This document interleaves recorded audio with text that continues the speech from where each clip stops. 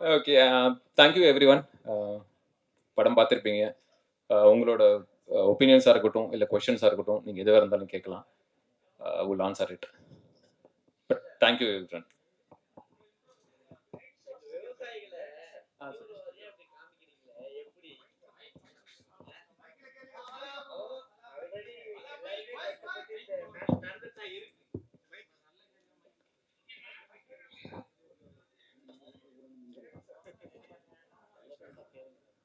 யா sir. So இங்க நாட்டுல நடக்கிறது தான். பட் ஆனா நம்மளுக்கு தினம் தினம் அது கேள்விப்பட்டுட்டே தான் இருக்கோம். பட் அவங்கள வந்து நம்ம வந்து சப்போர்ட் பண்ணணும் தானே. ஸோ அவங்க வந்து இந்த மாதிரி ஒரு எக்ஸாம்பிளிஸா அவங்க ரிவெஞ்ச் எடுக்கிற மாதிரி. இல்லை சார், அதாவது நீங்கள் அதே கதையில் பார்த்தீங்கன்னா தற்கொலை பண்ணிக்கிட்ட சில பேரும் இருக்காங்க இல்லைங்களா? அந்த சிஸ்டம்க்கு அகேன்ஸ்டாக ஃபைட் பண்ணவங்களும் இருக்காங்க.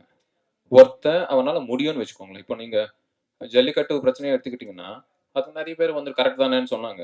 நம்ம ஊரெல்லாம் போய் சண்டை போட்டோம்ல, அகைன்ஸ்ட் சிஸ்டமாக இருக்கட்டும், அது திரும்ப வாங்கணும்ல. அது அவனோட பர்ஸ்பெக்டிவ் சார். சண்டை போட்டு பழகின ஒருத்தன், ஒரு சோல்ஜராக இருந்த ஒருத்தன் ஒரு அளவுக்கு தான் பொறுத்துப்பான், அதுக்கப்புறம் சண்டை போடணும்னு நினைப்பான். ஸோ அது அந்த பிரேக்கிங் பாயிண்ட் தான். இட்ஸ் நாட் லைக் எல்லா ஃபார்மர்ஸ் அப்படி இருக்காங்கன்னு நான் எதுவும் சொல்லலை. And more over he is fighting for his own house and family இல்லையா? ஸோ நான் அப்படி ஃபார்மர்ஸை மீன் பண்ணல. அப்படி உங்களுக்கு தெரிஞ்சிருந்ததுன்னா ஐம் சாரி. ஏன்னா இதே முருகதாஸ் சார் ஒரு படம் எடுத்திருப்பாரு, இதே சேம் இதே பேட்டர்ன்லயே இருக்கும், கத்தி. அதுலயும் அதே தான் பழி வாங்குற மாதிரி தான் போகும். பட் ஆனா ஒரு இடத்துல மெசேஜ் மாதிரி சொல்லியிருப்பாங்க. ஆனா நீங்க ஒட்டுமொத்தமா ஒரு இடத்துல போய் போட்டுடுறீங்க. ஏன்னா நம்ம எல்லாருமே அங்கதான் வந்து சேவிங் பண்றோம். எல்லாருமே அங்கதான் சேவிங் பண்றாங்க. அதை எடுத்து குப்பையில போட்டு திருப்பி இது பண்ற மாதிரி காமிக்கிறது இல்ல. ஏன்னா இவங்களும் கஷ்டப்படுறாங்க. கஷ்டப்படுறதுக்கு சப்போர்ட் பண்ணுதான் ஒரு லாஸ்ட்ல சொல்றாங்க. ஸோ அப்படி இருக்கும்போது ஒரு மெசேஜ் கரெக்டா கன்வே பண்ணிருக்கணும்ல லாஸ்ட் டைம். இல்ல, இந்த எனக்கு தெரிஞ்சு இந்த கொஸ்டின் உங்களுக்கு வர்றதுக்கு ரீசனே வில்லன் நீங்க ஹீரோவை பார்த்ததுனால. சரி, அவன் அவன் அந்த ஒரு ஆக்ஷன் எடுக்கிறான், அது தப்புன்னு சொல்றதுக்கு தான் ஹீரோ இருக்காங்க. இப்போ ஹீரோவே அந்த ஆக்ஷன் எடுக்கிறாரு, நான் அதை சப்போர்ட் பண்றேன்னு வச்சுக்கோங்க. அப்போ ஹீரோவை நான் அந்த இடத்துல வச்சிருப்பேன். அவர் பண்ற தப்புன்றதுனால தான் அவரை வில்லனா வச்சிருக்கோம். ஸோ படத்துல யார் ஹீரோனே எனக்கே புரியல. அவர் ஒரு பக்கம் அதர்வா ஆக்ஷன்ல பின்றாரு, இவர் ஒரு பக்கம் கதையில பின்றாரு. இல்லை சார், அதாவது ஒரு படத்துக்கு வரும்போது வந்துட்டு ஃபர்ஸ்ட் வந்துட்டு இப்போ இருக்கிற ட்ரெண்ட் படி அந்த கதையா வந்து ஃபர்ஸ்ட் அவங்களுக்கு பிடிக்கணும். அதுல இருக்கிற எந்த கேரக்டர் நம்மள இன்ஸ்பயர் பண்ணுவாரோ இல்லை நம்ம அதை ரசிப்போன்றது தெரியாது. படமா அது நல்லா இருக்கணுன்றது தான் ஃபர்ஸ்ட் இன்டென்ஷன். இன்னொன்னு, இவர் பண்ற எல்லா படங்களும் பாத்தீங்கன்னா படத்துல அவர் ஹீரோவா மாறுற படம் தான் பண்றாரு தவிர ஹீரோவா அவர் வந்து படம் பண்ணல. இனி ஃபிலிம் பாத்தீங்கன்னா டிஎன்ஏ பாருங்க, ரீசெண்ட் அவர் பண்ண எல்லா படத்துலயுமே அவர் அந்த கேரக்டர்ல இருந்து மெதுவா ஹீரோவா மாறுற படம் தான் பண்றாரு. ஸோ அதனால தான் அவருக்கு அந்த கதை சொன்னதும் வந்துட்டு அவரு பிடிச்சிருந்தது. ஸோ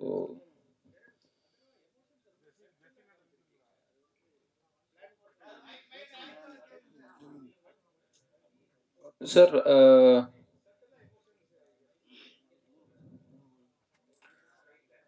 இல்லை சார், அது ஆக்சுவலாக என்னன்னா இப்போ அவங்க ஃபேமிலியில கிரியேட் ஆகிற எல்லா பெயினுக்குமே அவர் தான் காரணம் அப்படின்னும் போது அந்த கில்ட் தான் நமக்குள்ள இருக்கும். ஓகேங்களா? நம்மனால ஒரு தப்பு நடந்துச்சுன்னு வச்சுக்கோங்களேன், அப்பதான் வந்து நம்ம ஓவரா ரியாக்ட் பண்ணுவோம் தவிர நம்ம வந்துட்டு அந்த ஒட்டுமொத்த பெயினுக்கும் நம்ம தான் காரணமா இருக்கும்போது வந்துட்டு அந்த கில்ட்ல அவங்க சட்டில் ஆயிடுவாங்க. ஆமா, சட்டில் தான் வந்துட்டு அது வெளியே வரும். ஏன்னா அந்த மொமெண்ட்டை திரும்ப திரும்ப ரீலீவ் பண்ண மாட்டாங்க, அந்த பெயின்ல இருந்துட்டு இருப்பாங்க. ஸோ நீங்க ரெண்டு கேரக்டர்ஸுமே பெயின்ல இருக்கிற கேரக்டர்ஸ் தான் சார். டைரக்டர் சார், நியாயப்படி இவரெல்லாம் சார் ஜெயிச்சிருக்கணும். நியாயப்படி நம்ம அஸ்வின் தானே ஜெயிச்சிருக்கணும். ஏன்னா அவர் வந்து அவங்க ஊரை அழிச்சதுனால தான் அவர் இப்படி ஒரு ரிவெஞ்ச் எடுக்கிறாரு. அப்போ அது நியாயமான ரிவெஞ்ச் தானே. ஹீரோவும் அதுக்கு சப்போர்ட் பண்ணிருக்கணுமே சார். அது ஆக்சுவலா நீங்க நல்லா சொன்னீங்க. முன்னாடி இருக்கிற அவர் முன்னாடி இருக்கிறவரே அது தப்புன்னு சொல்றாரு. அதுதான் சார். இப்போ டிஃபரன்ஸ் ஆஃப் ஒப்பீனியன் ஃப்ரண்ட் பேக்ல உட்காந்துருக்கீங்க, ஒரு சீட் டிஃபரன்ஸ்ல உட்காந்துருக்கீங்க. நீங்களே வந்து அது கரெக்டான்னு ஃபீல் பண்றீங்க, அவர் அது தப்புன்னு ஃபீல் பண்றாரு. அதர்வா சார் இங்க Atharva sir. No no no no sir, தீவிரவாதி காட்டணும்ன்றது அம்பேத்கர் காட்டுறீங்க. சோ நீங்க லா படி நடந்துக்கணும்னு செகண்ட் பார்ட்டுக்கு தான் காமிக்கிறீங்க. ரெண்டு பேருக்கு எடுத்துக்கும் அதே தான். நம்ம விவசாயிகளை வந்து தூக்கி தான் காட்டுமே தவிர நம்ம அவங்க வந்து ரிவேஞ்சுக்காக இந்த மாதிரி ஒரு ஸ்லம் ஃபுல்லா இது பண்ணி அவங்க வந்து ரிவேஞ்ச் எடுக்கிறாங்க அவங்க அந்த மாதிரி காட்டிங்களா? அதான் நாங்க கேட்க வரோம். இப்போ அந்த விவசாயிங்க வந்து ரிவெஞ்ச் எடுக்கிறாங்கன்ற மாதிரி காட்டல. அதனால தான் நான் அவங்க எல்லாரையும் வந்துட்டு அந்த அந்த மைண்ட்ஸ்ல ஒர்க் பண்ற காஸ்டியூம்லயே வந்துட்டு வச்சிருப்பேன். ஓகே, ஒரு ரக்கடான லைஃப் வாழ்ந்துட்டு இருக்க ஒரு கேரக்டர் அவங்க வச்சிருப்பேன் தவிர அவங்க வேட்டி கட்டிட்டு வந்துட்டு விவசாயிகளை வந்து நான் எங்கேயுமே போர்ட்ரே பண்ணல. அதர்வா சார் நீங்க ஸ்டோரி சொல்லுங்க. நீங்க மைக் சார், இந்த ஸ்டோரி டேரக்டர் உங்ககிட்ட சொல்லும் போது உங்களுக்கு என்ன தோணுச்சு? இப்ப இருக்க கரெக்ட்ல வந்து எல்லாமே நடந்துன்னு இருக்கு. மக்களை வந்து அடிக்கிறதெல்லாம் போலீஸ் தான், பின்னாடி இருக்கிறதெல்லாம் ஆட்சியாளர்கள் தான். ஸோ இந்த ஸ்டோரி பண்ணும்போது நீங்க ஏதாவது டேரக்டர் ஏதாவது சொன்னீங்களா, இல்ல ஏதாவது ஸ்கிரிப்ட்ல ஏதாவது மாத்துனீங்களா? இல்லை சார், செகண்ட் ஹாஃப்ல ஆக்ஷன் பிளாக்ஸ் அதெல்லாம் ஒர்க் பண்ணோம். பட் இந்த ஸ்டோரி வந்து நான் கேட்கும்போது எனக்கு ஒரு விஷயம் பட்டுச்சு சார். இப்போ நீங்க கேட்ட கேள்விக்கும் ஒரு பதிலா இருக்கும்னு நினைக்கிறேன். இந்த உலகம் வந்துட்டு ஒரு உலகம் தான் சார், நம்ம எல்லாருமே வாழ்றது. பட் பெர்ஸ்பெக்டிவா பாத்தீங்கன்னா 3 உலகத்துல இருக்கிற மாதிரி இருக்கும். ஒன்னு நான் பார்க்குற உலகம், என் பெர்ஸ்பெக்டிவ்ல எனக்கு தெரியுற உலகம். ஒன்னு உங்க பெர்ஸ்பெக்டிவ்ல இருந்து தெரியுற உலகம். பட் ரியாலிட்டி என்னன்னா 2 பேரோட ஒரு காமன் பாயிண்ட்ல ஒன்று மீட் பண்றோம் சார். அதுதான் ரியாலிட்டி, அதுதான் நிஜம் உலகம். ஸோ வந்துட்டு இங்க யார் சார் தப்பு, யார் கரெக்ட்? ஸோ யூனிஃபார்ம் போட்டவங்க எல்லாமே கரெக்ட் அப்படின்னு கிடையாது. யூனிஃபார்ம் இல்லாம ஃபார் எக்ஸாம்பிள் அஸ்வினோட கேரக்டர் ஆகட்டும், அவர் ஒரு பேக் ஸ்டோரி வச்சு போராடுறாரு. ஸோ அவர் பெர்ஸ்பெக்டிவ்ல பார்க்கும்போது அவர் கரெக்டா இருக்காரு, என் பெர்ஸ்பெக்டிவ்ல பார்க்கும்போது எனக்கு கரெக்டா படுது. ஸோ நீங்க ஓவராலா பாத்தீங்கன்னா யாருமே இங்க சரி, யாருமே தப்பு கிடையாது சார். சூழ்நிலை, அந்த சூழ்நிலைக்கு நாங்க எடுக்கிற முடிவு இல்ல அந்த சூழ்நிலைக்கு கொடுக்குற ரியாக்ஷன்ஸ் தான். அந்த விதத்துல பார்த்தா I think it is overall entertaining ஃபிலிமா பண்ணுங்கிறது தான் நோக்கம். அதை பண்ணியிருக்கோம் நம்புறேன் சார். ஏற்கனவே ஒரு 100 படம் பண்ணீங்க நீங்க, அதுவும் சூப்பர் ஹிட் போயிட்டு நல்லா படம் போச்சு. இப்போ இந்த படமும் நல்லா இருக்கு. ஆனா சில எங்களுக்கு வந்து மாற்று கருத்துக்கள் என்னன்னா, அந்த கேரக்டர் நீங்க பண்ணி நீங்க மாத்திருக்கலாமோன்னு சொல்லிட்டு எங்களுக்கு ஒரு விஷயம் நாங்க பாக்குறோம், எங்க விஷயம்ல நாங்க பாக்குறோம். சரி, நான் பாக்குறேன், ஓகேங்களா? அதை மாற்றத்தை எவ்வளவு இருக்குமா? எப்படி சொல்லுங்க? என்னன்னா, இப்ப நீங்க ரெண்டு ஹீரோல யாராவது ஒரு ஹீரோ தான் வந்து ஜெயிப்பாங்க. ஆனா வந்து ஒரு விவசாயிக்காக சப்போர்ட் பண்றவங்க ஜெயிச்சா நல்லா இருக்கும்னு நாங்க நினைக்கிறோம். நீங்களும் அவரை சப்போர்ட் பண்ணிருக்கலாம்னு நினைக்கிறோம், வேற ஒன்றும் இல்லை. அவரை பிடிச்சி காலில் கடைசியில் காலி பண்றீங்களா? அப்படி இல்ல, இல்லாம மனசளவுல சப்போர்ட் பண்றது தான் சார். படத்துல வந்து பண்ண முடியல. அதான் சார், இந்த படத்துக்கு ஹீரோயினே தேவையில்லை, ஒரே ஜானர்ல போயிருக்கலாம். அந்த ஹீரோயின் கேரக்டர்னால என்ன பிளஸ், ஒரு டூயட் இல்ல, ஒரு இது இல்ல, ரொம்ப இது இல்ல, அந்த மாதிரி தைரியமா படம் எடுக்கலாமா சார்? ஒரு ஜானருங்கும் போது ஃபாரின் படங்கள்லாம் நிறைய வரும், உங்களுக்கே தெரிஞ்சிருக்கும். அப்படி அந்த மாதிரி நீங்க வந்து தைரியமா எடுப்பீங்களா? இல்ல சார், கண்டிப்பா எடுக்கலாம் சார். ஏன்னா இன்னைக்கு இருக்கிற காலகட்டத்துல ஐ திங்க் எவ்ரி இயர் வந்து சினிமா மாறிக்கிட்டே இருக்கு சார். போன வருஷம் நம்ம பார்த்த சினிமா இன்னைக்கு கிடையாது, இன்னைக்கு வந்து திருப்பி மாறிடுச்சு. அண்ட் நம்ம எக்ஸ்போஜரே பார்த்துக்கோங்களேன். நெட்ஃபிளிக்ஸ்ல வந்து நிறைய கண்டென்ட் எக்ஸ்போஸ் ஆகிறோம், இல்ல ஓடிடி பிளாட்ஃபார்ம்ஸ், நிறைய பிளாட்ஃபார்ம்ஸ்ல எக்கச்சக்க கண்டென்ட் வருது. பட் தியேட்டருக்குள்ள போகும்போது மியூசிக் அதெல்லாம் தேவைப்படுது சார். ஸோ நம்ம 2.5 hours நம்ம ஒரு படம் பண்றோம்னா இதுதான் நம்மளோட ரூட்ஸ் இல்லை சார். அஃப்கோர்ஸ் நாங்க வந்துட்டு ஹாலிவுட் படத்தை பார்த்து ஆஹா ஓஹோ அப்படின்னு சொல்லலாமே தவிர, அதே மாதிரி இங்க படம் எடுக்கிறதுக்கு அவங்க இருக்காங்க சார். இங்க வந்துட்டு நம்ம ரூட்ஸ்க்கு தகுந்தாப்புல ஒரு படம் எடுக்கலாமே அப்படின்னா, அண்ட் நம்மளோட ரூட்ஸ் என்ன சார்? மியூசிக் நமக்கு தேவை. அண்ட் மியூசிக் இல்லாம ஒண்ணுமே கிடையாது இல்லை சார். இந்தியாவை பொறுத்த வரைக்கும் இல்ல இந்தியன் சினிமாவை பொறுத்த வரைக்கும் music is a must. So அதுதான். அஸ்வின் சார், அஸ்வின் அந்த last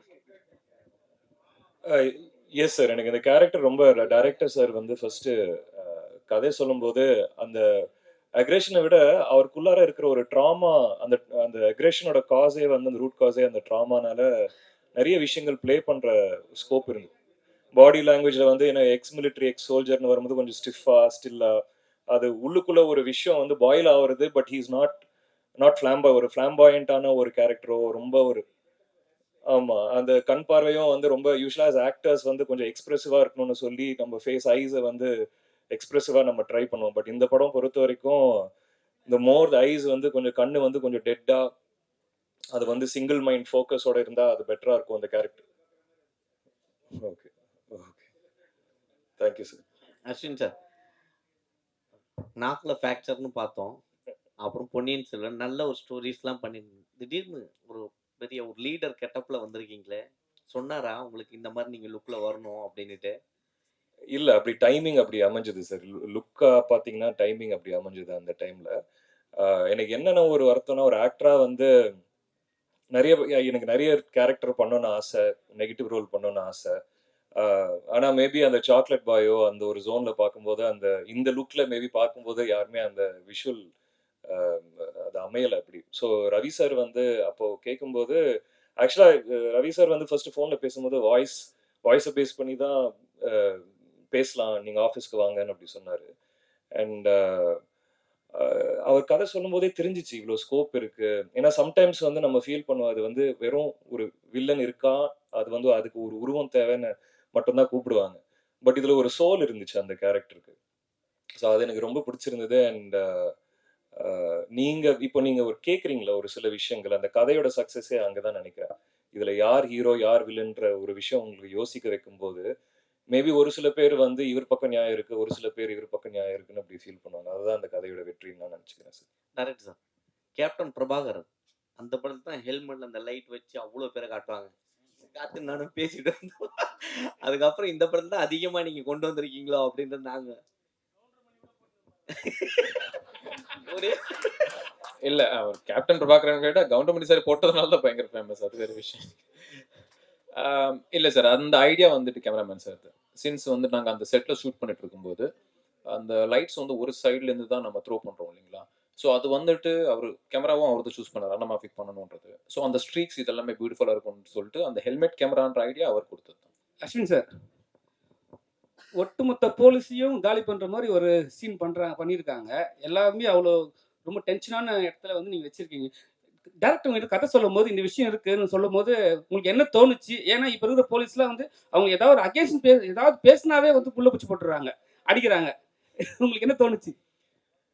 இல்ல கடைசியில ஒரு படம் தான். நீங்க கேக்குற கேள்வி அதாவது நேர்ல வந்து போலீஸா வந்து வண்டியை புடிச்சு நீங்க என்னங்க இப்படி நடிச்சிருக்கீங்கன்னு அது அப்படிதான் கேக்குறீங்களா?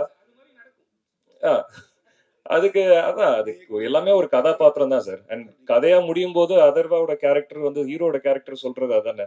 அந்த டைம்ல வந்து காது கொடுக்கறதுக்கு நம்ம இருந்திருக்கணும் அப்படி வந்து சொல்றாரு. ஸோ ஐ திங்க் அது ஒரு பேலன்ஸ்டா தான் அந்த மெசேஜ் வந்து வருதுன்னு எனக்கு தோணுது. சார் டேரக்டர் சார், இந்த படம் உண்மையாகவே ஒரு டிஃப்ரெண்ட்டாக இருக்குது பார்த்த படம். அதுவும் இவர் வந்து உங்களுக்கு பரணி மேலே என்ன கோவம்னு தெரியல. அவர் பிக் பாஸில் மதுளேறி குடிச்ச மாதிரி இங்கேயும் குதிக்க விட்டுருக்கீங்க. அதே மாதிரி அவர் தலையை ஒரே சிவில் பயங்கர இதுவாக இருந்தது. நான் வில்லன் அதனால தான் அவர் எங்களை உட்கார வச்சார். ஹீரோன்னு அவரையும் சொல்கிறோன்னா அது ஒரு காரணம் இந்த படத்தில். வாழ்த்துக்கள்.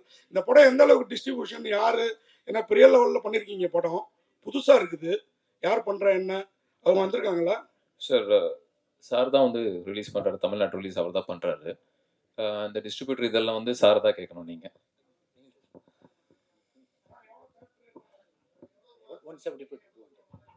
ஸோ 200 தியேட்டர்ஸ் ப்ளே பண்றாங்க சார். இப்போதைக்கு இந்த 200 தியேட்டர்ஸ் லாக் பண்ணியிருக்காங்கன்னு சொல்றாரு.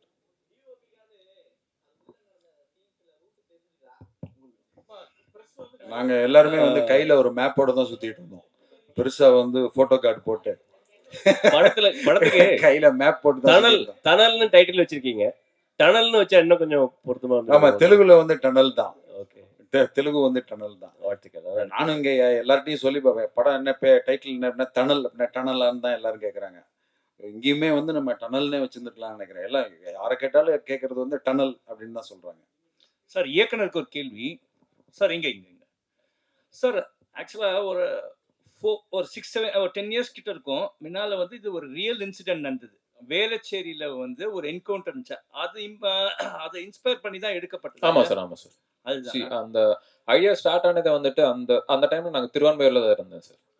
ஸோ அந்த டைம் அது நடக்கும்போது வந்துட்டு நான் அங்கே போயிருக்கேன். ஐ மீன் அந்த அட்மாஸ்பியர் இதெல்லாம் பார்த்துருக்கேன். அந்த இன்சிடென்ட்ல இருந்து தான் ஒருவேளை அவங்க சைடு ஒரு நியாயம் இருந்து அந்த சைட்ல இருந்து ஒருத்தன் அந்த அந்த கோவத்தோட வந்தா எப்படி இருக்கும் அப்படின்றதுல இருந்து தான் அந்த கேரக்டர் ஸ்டார்ட் ஆச்சு. என்னோட கேரக்டர் ஸ்டார்ட் ஆச்சு. அது முடிக்கும் போது தான் ஒருவேளை அதை ஸ்டாப் பண்ணணுன்ற ஒரு கேரக்டர் கிரியேட் ஆனா அதுக்கப்புறம் தான் அந்த கதை ஃபார்ம் ஆச்சு. மீதி நீங்க கன்சீவ் பண்ணது தான். ஆமா சார். இப்போ நீங்க ரோட்ல போறீங்க, 2 பேர் வந்து சண்டை போட்டு இருக்காங்க.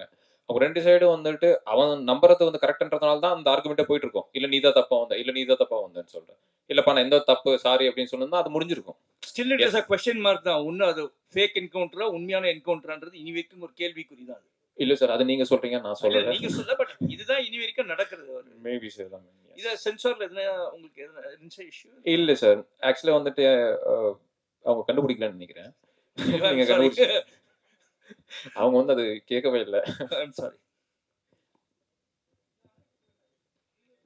இது இந்த டிஓபி அப்புறம் இவர் ஆர்ட் டைரக்ஷன் இந்த ரெண்டுமே இன்னும் 2 ஹீரோ மாதிரி ஆயிடுச்சு படத்துல. வாழ்த்துக்கள். Thank you sir. Thank you. Thank you sir. Thank you.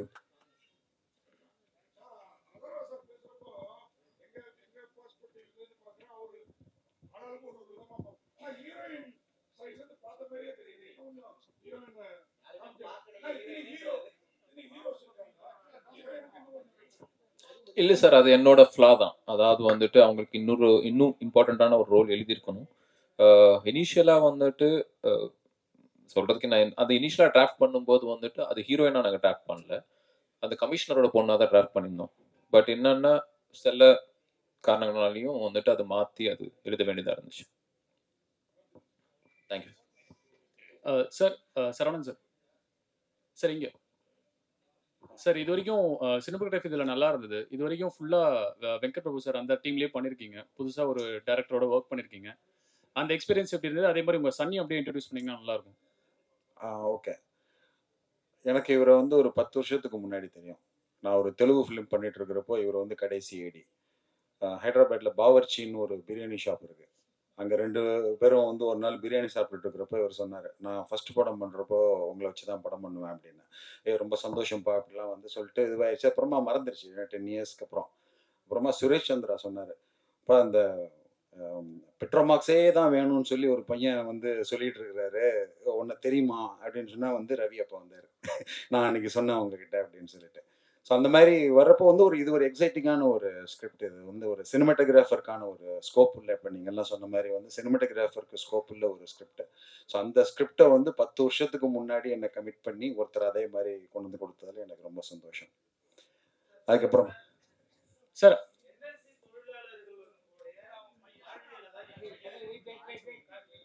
Answer முடிக்கல சார். உங்கள் சன் இன்ட்ரடியூஸ் பண்ணல. ஆமாம், இவர் ஷர்வா ஆல்ரெடி வந்து ஹார்ட் பீட்ல வந்து ஒரு பண்ணிட்டு இருக்காரு.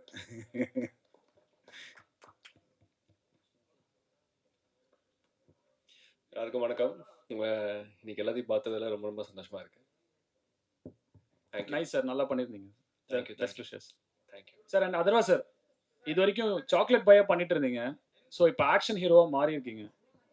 ஸோ எப்படி இருக்கு இந்த நியூ ரூட்? நான் எப்போங்க சாக்லேட் பாயா பண்ணேன், எப்போங்க ஆக்ஷன் மாறேன்? 2வது படமே ஆக்ஷன் பண்ணிட்டேங்க. இல்லை, பட் ஆக்ஷன் வந்து என்னோட கம்ஃபர்ட் ஜோன். எனக்கு ரொம்ப பிடிக்கும் ஆக்ஷன் பண்ணுறது. நான்லாம் எந்த மாதிரி கிட்டேன்னா இந்த WWF பார்த்து வளர்ந்த பையன்.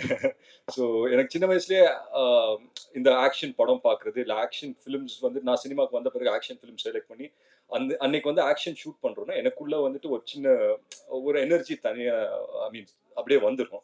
ஸோ அந்த விதத்தில் I think I'm enjoying the phase that I மீன்.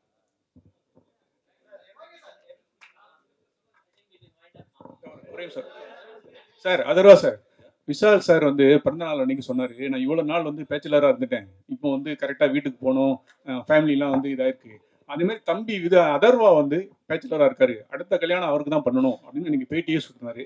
அதை பற்றி எப்போ என்னைக்கு கல்யாணம் பண்ண போகிறீங்க, என்ன கருத்து? விஷால் சார் எப்போ கல்யாணம் பண்ணுறாரோ, அவர் எப்போ தாலி கட்டுறாரோ அதுக்கப்புறம் தான் சார் நான் கட்டுவேன்.